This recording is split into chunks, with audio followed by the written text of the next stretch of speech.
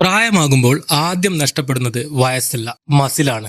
പ്രായമാകുമ്പോൾ ശരീരം ദുർബലമാകുന്നത് ഒരു സാധാരണ കാര്യമായിട്ടാണ് നാം കാണാറുള്ളത്. പക്ഷേ എല്ലാ ദുർബലതയും പ്രായം കൊണ്ടല്ല, അതിനൊരു പേരുണ്ട്. അതാണ് സാർക്കോപീനിയ.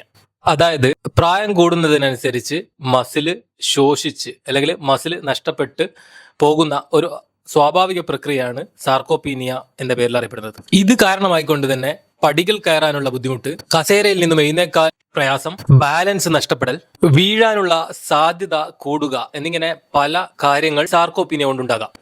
ഫങ്ഷണൽ മെഡിസിനിൽ നമ്മൾ ചോദിക്കുന്നത് ഇത് പ്രായത്തിന്റെ പ്രശ്നമാണോ അതോ ജീവിതശൈലിയുടെ പ്രശ്നമാണോ എന്നുള്ളത്. മതിയായ പ്രോട്ടീൻ ഭക്ഷണങ്ങളിൽ ഉൾപ്പെടുത്തുന്നതും റെസിസ്റ്റൻസ് ട്രെയിനിങ്ങുകൾ ജീവിതത്തിൽ കൊണ്ടുവരുന്നതും നല്ല ഉറക്കം ശരീരത്തിന് നൽകുന്നതും വൈറ്റമിൻ ഡി നില ശരിയായ രീതിയിൽ വെക്കുന്നതുമെല്ലാം ഈ സാർക്കോപീനിയയുടെ തോത് കുറക്കാൻ നമ്മെ സഹായിക്കുന്ന കാര്യങ്ങളാണ്. വെറുതെ ഭാരം കുറക്കുന്നത് ഒരിക്കലും നല്ലതല്ല.